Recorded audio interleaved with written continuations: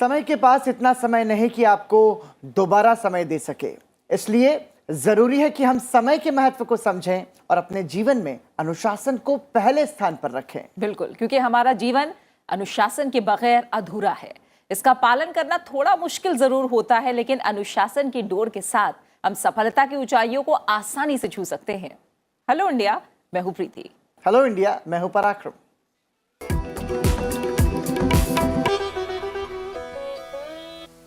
आइए सबसे पहले जानते हैं कि हेलो इंडिया में आज क्या रहेगा खास। हेलो इंडिया में जानेंगे देश और दुनिया का हाल, बीजेपी स्थापना दिवस पर क्या होगा खास, साथ ही जानेंगे राज्यवार खबरें और अंतर्राष्ट्रीय समाचार भी। साथ ही बताएंगे कैसे बदल रहे हैं श्रीलंका में हालात। आपको बताएंगे आज की गतिविधियों के बारे में। ले चलेंगे आपको मध्य प्रदेश के भोपाल रेलवे स्टेशन, जहां पर शुरुआत हुई है रेल कोच रेस्तरां की। रेल कोच रेस्टोरेंट के बारे में देंगे आज आपको हेलो इंडिया में जानकारी। साथ ही हम पलटेंगे रोजाना की तरह इतिहास के पन्नों को भी और जानेंगे आज के दिन से जुड़ा खास इतिहास। और इसी के साथ हेलो इंडिया में और भी होगा बहुत कुछ खास, तो अगले आधे घंटे तक जुड़े रहिए मेरे और प्रीति के साथ। और आइए हेलो इंडिया में शुरुआत करते हैं मुख्य खबरों के साथ।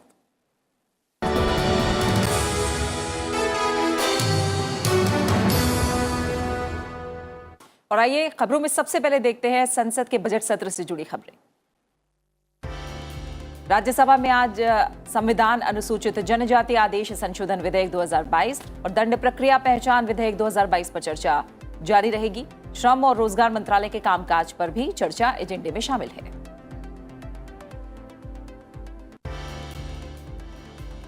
लोकसभा में आज the weapons of mass destruction and there delivery systems prohibition of unlawful activities amendment bill 2022 पर चर्चा। विधेयक के जरिए साल 2005 में आए अधिनियम में लाया जाएगा संशोधन। नियम 193 के तहत यूक्रेन की स्थिति पर भी चर्चा जारी रहेगी। देश में खेलों को बढ़ावा देने की आवश्यकता पर आगे की चर्चा होगी। दिल्ली नगर निगम संशोधन विधेयक और chartered accountants cost and works accountants और कंपनी सेक्रेटरी संशोधन विधेयक संसद से पारित। दोनों विधेयकों पर मंगलवार को राज्यसभा में मोहर लगी थी। लोकसभा से पहले ही पारित हो चुके हैं ये दोनों बिल। लोकसभा में नियम 193 के तहत यूक्रेन पर चर्चा। कई मंत्रियों ने चर्चा में कल हिस्सा लिया। जनरल वीके सिंह ने कहा कि मोदी सरकार जनता के लिए काम करती है, श्रेय लेने के लिए नहीं। सामूहिक विनाश के हथियार और उनकी वितरण प्रणाली से जुड़ा संशोधन विधेयक लोकसभा में पेश किया गया। संविधान अनुसूचित जाति अनुसूचित जनजाति आदेश संशोधन विधेयक 2022 लोकसभा से पारित हुआ। बीजेपी के दो नवनिर्वाचित सदस्यों ने राज्यसभा की सदस्यता की शपथ ली। हिमाचल प्रदेश से बीजेपी के डॉक्टर सिकंदर कुमार और त्रिपुरा से माणिक साहा को शपथ दिलाई गई। सिकंदर कुमार ने हिंदी में जबकि साहा ने बांग्ला में शपथ ली। महंगाई और अन्य संबंधित मुद्दों पर चर्चा की मांग को लेकर संसद के दोनों सदनों में विपक्ष का विरोध प्रदर्शन।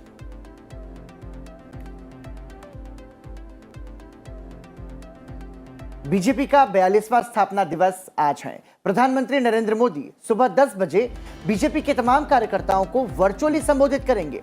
मंगलवार को प्रधानमंत्री ने भाजपा की संसदीय बैठक को संबोधित किया और सांसदों से आग्रह किया कि वो सेवा और समर्पण भाव के साथ जनता के बीच जाकर काम करें। साथ ही केंद्र की महत्वपूर्ण और महत्वाकांक्षी योजनाओं का प्रचार प्रसार करें। आरबीआई के अगले वित्त वर्ष की पहली बैठक आज से मुंबई में शुरू होगी। आरबीआई गवर्नर की अध्यक्षता में रेट सेटिंग पैनल की बैठक 8 अप्रैल तक चलेगी। लोकसभा अध्यक्ष ने 2018 में जम्मू कश्मीर में आतंकियों का सामना करते हुए शहीद हुए हाड़ौती के वीर सपूत पैरा कमांडो मुकुट बिहारी मीणा जी को श्रद्धासुमन अर्पित किए और उनकी प्रतिमा को झालावाड़ के लढ़ानिया गांव के लिए रवाना किया। उन्होंने कहा कि आजादी का अमृत महोत्सव मनाते हुए शहीदों की याद को चिरस्थायी बनाना हमारा कर्तव्य है। सूचना और प्रसारण मंत्रालय ने 22 यूट्यूब चैनलों को ब्लॉक कर दिया है। आईटी नियम 2021 के तहत पहली बार 18 भारतीय यूट्यूब न्यूज चैनल पर रोक लगाई गई है। इसके साथ ही पाकिस्तान स्थित 4 यूट्यूब समाचार चैनल पर भी कार्रवाई की गई है। यूट्यूब चैनलों ने दर्शकों को गुमराह करने के लिए टीवी समाचार चैनलों के लोगो और झूठे थंबनेल का इस्तेमाल किया। भारत की राष्ट्रीय सुरक्षा, विदेश संबंधों और सार्वजनिक व्यवस्था से जुड़े मुद्दों पर दुष्प्रचार फैलाने के लिए इन्हें ब्लॉक किया गया है। इसके अलावा 3 ट्विटर अकाउंट, 1 फेसबुक अकाउंट और 1 न्यूज वेबसाइट को भी ब्लॉक कर दिया गया है।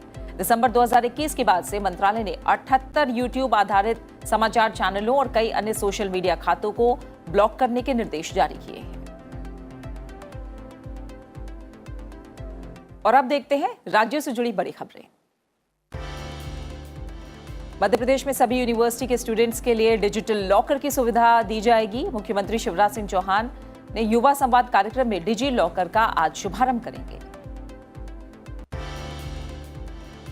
गुजरात बीजेपी की युवा शाखा पार्टी के स्थापना दिवस पर गुजरात में 20 दिवसीय आजादी का अमृत महोत्सव यात्रा का आयोजन करेगी।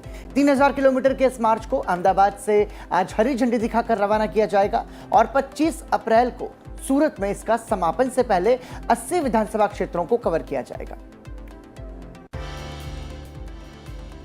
लंबे समय के इंतजार के बाद दिल्ली को पहला तितली पार्क मिल गया है। सिंधु बॉर्डर से 1 किलोमीटर की दूरी पर स्थित मरमुरपुर गांव में 1 एकड़ भूमि में बना ये पार्क जनता को समर्पित कर दिया गया है। आने वाले दिनों में यहां रंग बिरंगी तितलियों की 10 से अधिक प्रजातियां देखने को मिलेंगी। आंध्र प्रदेश के मुख्यमंत्री वाईएस जगनमोहन रेड्डी ने दिल्ली में प्रधानमंत्री नरेंद्र मोदी से मुलाकात की। इस दौरान मुख्यमंत्री ने प्रधानमंत्री के साथ राज्य से जुड़े विभिन्न मुद्दों पर चर्चा की। केंद्रीय मंत्री नितिन गडकरी ने बेहतर सड़क नेटवर्क के विकास की कुंजी बताते हुए कहा कि केंद्र सरकार पूरे देश में सड़क संपर्क में सुधार के लिए कदम उठा रही है। हरियाणा के सोनी में 5 राष्ट्रीय राजमार्ग परियोजनाओं का उद्घाटन करते हुए उन्होंने कहा कि इससे सड़क नेटवर्क मजबूत हो रहा है, साथ ही रोजगार के नए अवसर भी पैदा हो रहे हैं। हरियाणा के मुख्यमंत्री मनोहर लाल खट्टर ने विधानसभा में एक प्रस्ताव पेश किया जिसमें चंडीगढ़ पर पंजाब विधानसभा के कदम को लेकर चिंता जताई गई। प्रस्ताव में केंद्र सरकार ने सतलज यमुना लिंक नहर के निर्माण के लिए कदम उठाने का भी आग्रह किया है। प्रवर्तन निदेशालय यानी ईडी ने 1034 करोड़ रुपए के पात्रा चावल भूमि घोटाले के मामले में शिवसेना के नेता संजय राउत की संपत्ति कुर्क की है। इसमें अलीबाग और दादर में बने संजय राउत की पत्नी के फ्लैट भी शामिल हैं। पश्चिम बंगाल की मुख्यमंत्री ममता बनर्जी ने राज्यपाल जगदीप धनखड़ पर राज्य सरकार के प्रमुख पदों पर नियुक्तियों से संबंधित फाइल को लेकर टालमटोल करने का आरोप लगाया। उन्होंने कहा कि लोकायुक्त सदस्य, मानवाधिकार आयोग के अध्यक्ष और सूचना का अधिकार आयुक्तों की नियुक्ति से संबंधित दस्तावेज मंजूरी के लिए 6 महीने से उनके पास पड़े हैं। असम के चिरांग जिले में मुठभेड़ में एनएलएफबी के 2 उग्रवादी मारे गए, जबकि एक अतिरिक्त पुलिस अधीक्षक घायल हुए हैं। भारत भूटान सीमा से लगे 3 गांव में डकैती की घटनाओं में शामिल होने के संदिग्ध एनएलएफबी के पूर्व उग्रवादियों ने रूनी खाटा इलाके में मौजूद होने की सूचना मिली, जिसके बाद तलाशी अभियान के दौरान मुठभेड़ में दोनों उग्रवादी मारे गए। श्रीनगर के लाल चौक के पास मैसूमा इलाके में हुए आतंकी हमले में जान गंवाने वाले सीआरपीएफ के जवान शहीद विशाल कुमार का पार्थिव शरीर पटना पहुंचा, जहां लोगों ने उन्हें अंतिम श्रद्धांजलि दी और उनके अंतिम दर्शन किए।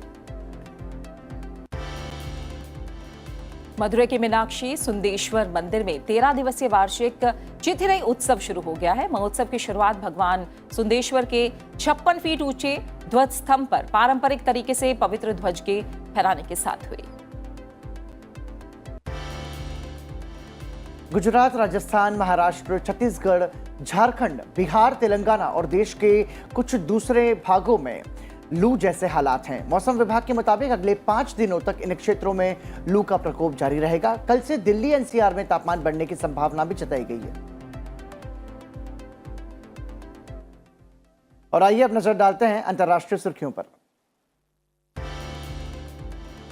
एम्स्टरडैम के डैम स्क्वायर में राष्ट्रपति का स्वागत हुआ। राष्ट्रपति रामनाथ कोविंद और प्रथम महिला सविता कोविंद ने नीदरलैंड के राजा विलेम अलेक्जेंडर और रानी मैक्सिमा द्वारा आयोजित एक भोज में भाग लिया। उन्होंने एम्स्टर्डम के विभिन्न जगहों का दौरा किया। इससे पहले राष्ट्रपति कोविंद ने एम्स्टर्डम के डैम स्क्वायर में एक पुष्पांजलि समारोह में भाग लिया। यहां डच विदेश मंत्री और उप प्रधानमंत्री वोपके होए कास्ट्रा ने उनका स्वागत किया। इस दौरान राष्ट्रपति रामनाथ कोविंद ने दोनों देशों के बीच बहुआयामी संबंधों को बढ़ावा देने पर जोर दिया। केंद्रीय वाणिज्य मंत्री पीयूष गोयल ने 3 दिवसीय ऑस्ट्रेलिया यात्रा के तहत मेलबर्न विश्वविद्यालय का दौरा किया। उनकी ऑस्ट्रेलिया यात्रा शनिवार को भारत और ऑस्ट्रेलिया के बीच आर्थिक सहयोग और व्यापार समझौते ECTA पर हस्ताक्षर के कुछ दिन बाद हो रही है। अमेरिकी विदेश मंत्री टोनी ब्लिंकन ने अपने भारतीय समकक्ष एस जयशंकर से फोन पर यूक्रेन की स्थिति सहित क्षेत्रीय और वैश्विक प्राथमिकताओं की समीक्षा को लेकर बात की। उन्होंने जल्द वार्ता करने पर भी सहमति जताई।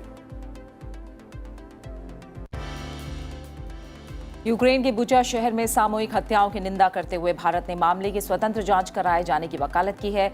संयुक्त राष्ट्र सुरक्षा परिषद की बैठक में भारत के राजदूत TS तिरुमूर्ति ने संयुक्त राष्ट्र सुरक्षा परिषद में ये बात उठाई।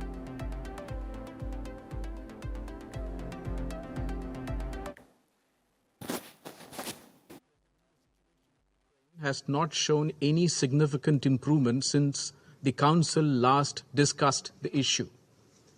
The security situation has only deteriorated, as well as its humanitarian consequences. Recent reports of civilian killings in Bushehr are deeply disturbing. We unequivocally condemn these killings and support the call for an independent investigation. We hope the international community will continue to respond positively to the humanitarian needs. We support calls urging for guarantees of safe passage to deliver essential humanitarian and medical supplies. Ukraine की राष्ट्रपति Volodymyr Zelensky ने संयुक्त राष्ट्र सुरक्षा परिषद में कहा कि रूस के द्वारा उनके देश के लोगों पर किया जा रहा नरसंहार ISIS के आतंकियों के अपराध से किसी सूरत में कम नहीं है। ज़ेलेंस्की ने कहा कि हम ऐसी स्थिति से रूबरू हो रहे हैं जिसने सुरक्षा परिषद में मरने के अधिकार का वीटो लागू कर दिया है।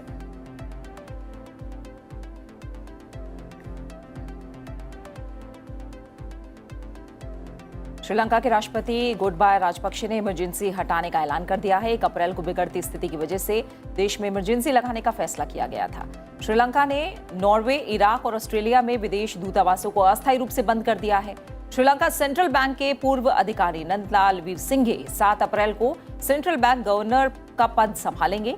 नवनियुक्त वित्त मंत्री अली साबरी ने भी इस्तीफा दिया है। मंगलवार शाम ही हजारों स्टूडेंट्स राजधानी कोलंबो में जुटे और इन लोगों ने भारी बारिश के बीच प्रधानमंत्री महिंदा राजपक्षे के घर तक मार्च निकाला। पाकिस्तान के सुप्रीम कोर्ट ने नेशनल असेंबली के डिप्टी स्पीकर कासिम सूरी के असंवैधानिक फैसले के खिलाफ दायर मामले की सुनवाई आज फिर से होगी। सुप्रीम कोर्ट ने नेशनल असेंबली की कार्यवाही का रिकॉर्ड मांगा है।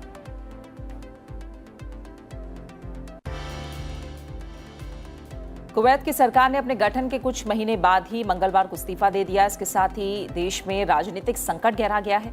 प्रधानमंत्री अल सबा के नेतृत्व वाली सरकार को इस हफ्ते के अंत में संसद में अविश्वास प्रस्ताव का सामना करना पड़ा था, जिससे पहले सरकार ने इस्तीफा दे दिया। विश्व स्वास्थ्य संगठन के अनुसार दुनिया भर में लोग वायु प्रदूषण का सामना कर रहे हैं। गठन ने कहा कि खराब वायु गुणवत्ता की वजह से हर साल लाखों लोगों की मौत हो रही है।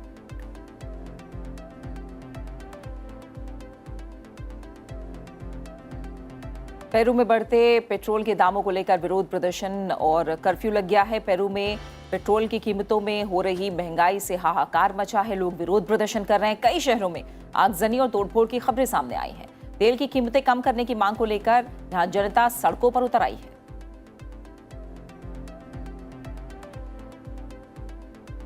और आइए इन तमाम बड़ी खबरों के बाद आज की गतिविधियों पर एक नजर डालते हैं। रक्षा मंत्री राजनाथ सिंह आज वायु भवन में भारतीय वायुसेना कमांडरों के कॉन्फ्रेंस को संबोधित करेंगे। साथ ही आज लोकसभा की महिला सशक्तिकरण समिति और विदेश मामलों संबंधी समिति की बैठक संसद भवन परिसर में आयोजित होगी। इसके अलावा विशेषाधिकार समिति और सार्वजनिक खाते संबंधी समिति की बैठक भी आज होनी है।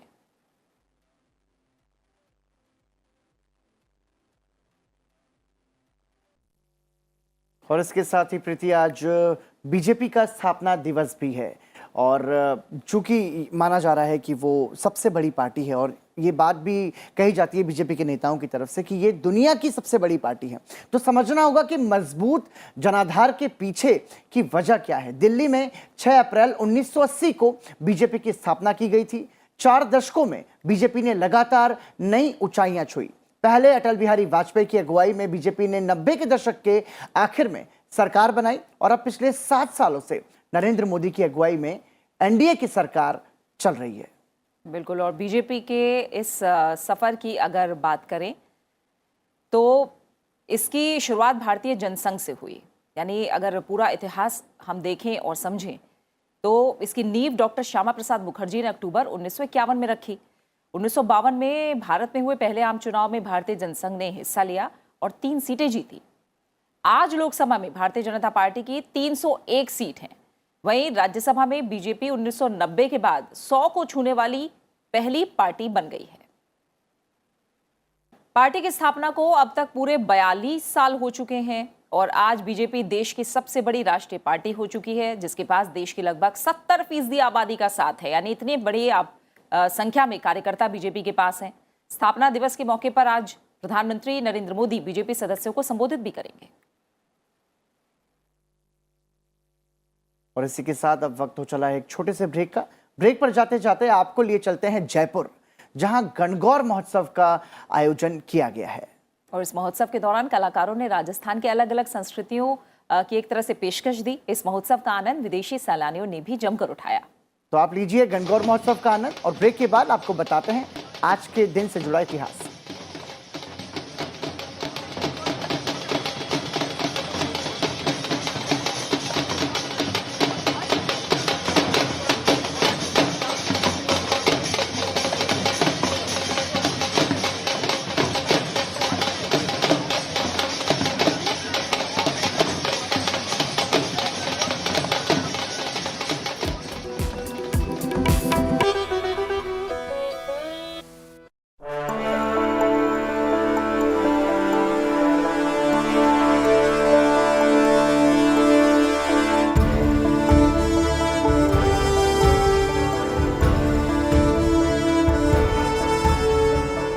Those in favor of please say aye.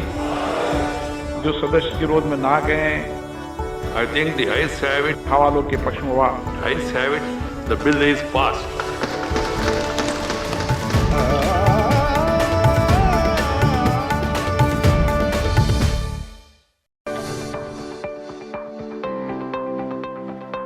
संसद की प्रक्रिया। हमारी संसद की इस कड़ी में आज चर्चा उन प्रक्रियाओं की जिन्हें आप बार बार सुनते हैं। आज बड़ी ही आसान भाषा में हम आपको इस बारे में बताने जा रहे हैं। सबसे पहले स्थगन, एडजर्नमेंट। स्थगन एक निश्चित समय के सदन की कार्यवाही को निलंबित कर देता है, जो घंटे, दिन या सप्ताह का हो सकता है, लेकिन वो तय होता है। सदन की कार्यवाही को स्थगित करने की शक्ति सदन के पीठासीन अधिकारी के पास होती है। सदन की कार्यवाही आज दिनांक 12 बजे तक के लिए स्थगित की जाती है। अनिश्चित काल के लिए स्थगन, एडजर्नमेंट सिने दिया, मतलब अनिश्चित काल के लिए संसद की कार्यवाही को समाप्त करना। दूसरे शब्दों में, जब सदन कार्यवाही की दोबारा बैठक के लिए कोई दिन या समय सुनिश्चित न हो, उसे ही अनिश्चित काल के लिए स्थगन कहते हैं। सभा की कार्यवाही अनिश्चित काल के लिए स्थगित की जाती है।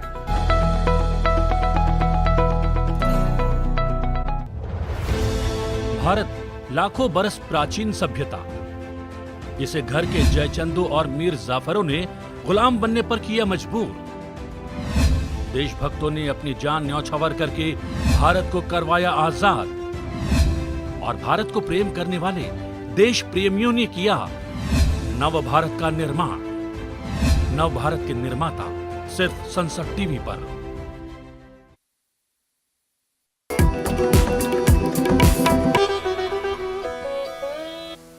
हेलो इंडिया ब्रेक के बाद एक बार फिर आपका स्वागत और आइए अब नजर डालते हैं आज के इतिहास पर। और आइए इतिहास के पन्नों को पलटते हैं और देखते हैं 6 अप्रैल से जुड़ा इतिहास। 6 अप्रैल वर्ष 1896 को यूनान की राजधानी एथेंस में पहले ग्रीष्मकालीन ओलंपिक का आयोजन हुआ था। यह आधुनिक युग में आयोजित होने वाली पहली अंतर्राष्ट्रीय ओलंपिक खेल प्रतियोगिता थी। इस ओलंपिक में 14 देशों ने शिरकत की थी। प्राचीन यूनान ओलंपिक खेलों का जन्म स्थान रहा है, इसलिए एथेंस आधुनिक खेलों के उद्घाटन के लिए सबसे उपयुक्त विकल्प माना गया। अनेक बाधाओं और असफलताओं के बावजूद 1896 में ओलंपिक का आयोजन एक बड़ी सफलता मानी गई थी। यह उस समय तक के किसी भी खेल आयोजन की सबसे बड़ी अंतर्राष्ट्रीय भागीदारी थी। पानाथिनाइको स्टेडियम वह मुख्य स्टेडियम था जो पहले ओलंपिक का गवाह बना। यूनानियों के लिए सबसे मुख्य उनके देशवासी स्पिरिडिन लुई की मैराथन विजय थी।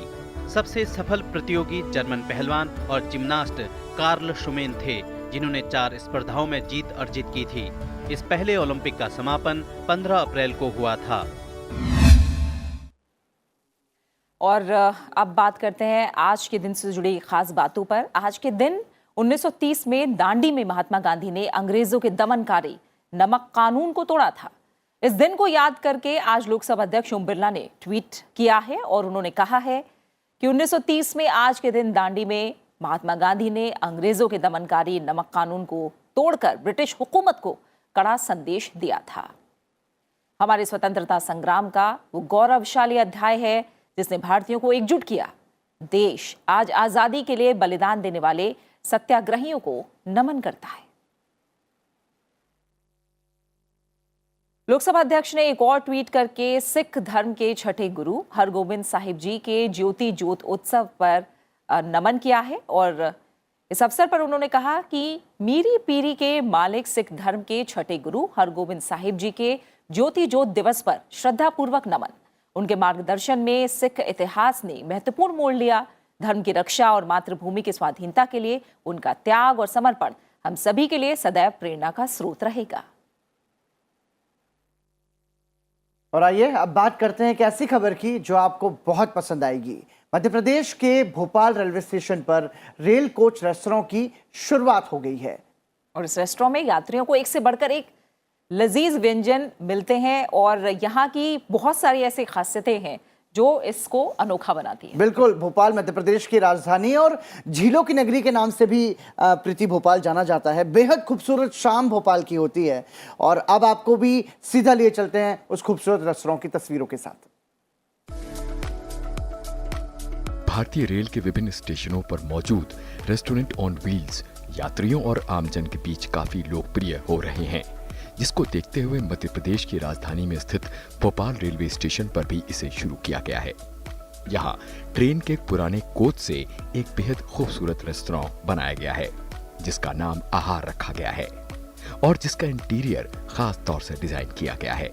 यहाँ हर प्रकार के लजीज व्यंजनों का स्वाद लिया जा सकता है।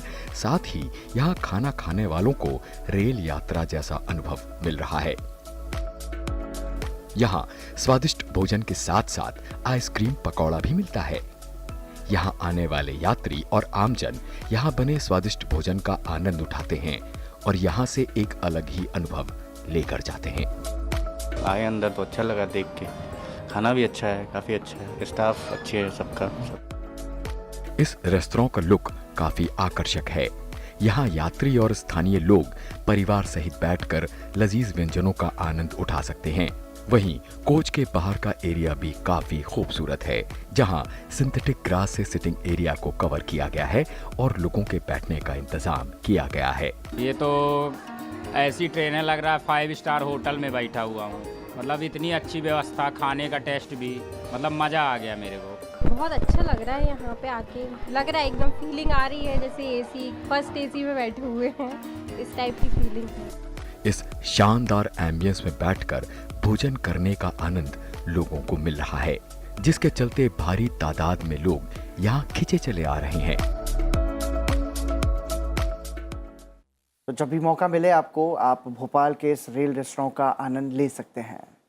और आइए अब आपको बताते हैं सनसेट टीवी पर आज क्या खास कार्यक्रम है जो आप देख सकते हैं।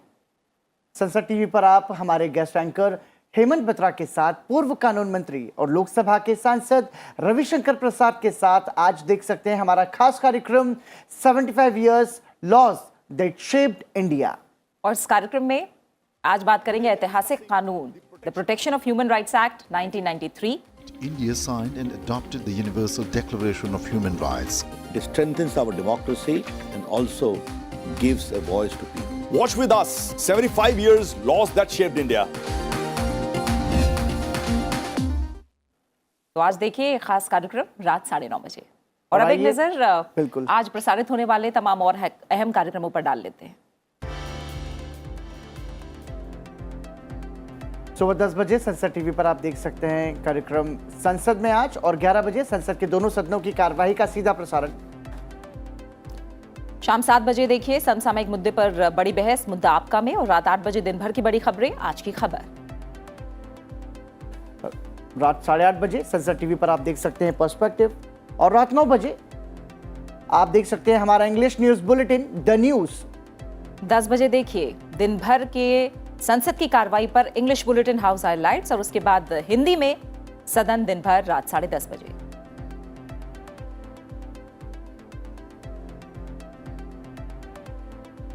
और अब से कुछ देर बाद ठीक 10 बजे मेरे सहयोगी प्रतिबिंब शर्मा के साथ संसद टीवी पर आप देख सकते हैं हमारा खास कार्यक्रम संसद में आज, जिसमें हम लोकसभा और राज्यसभा की कार्यवाही की आज क्या जो कार्रवाई रहेगी उसकी जानकारी हम आपको देंगे. बिल्कुल एजेंडे पर होगी खास मेहमानों से बात भी, और फिलहाल मुझे और पराक्रम को दीजिए इजाजत. नमस्कार. नमस्कार.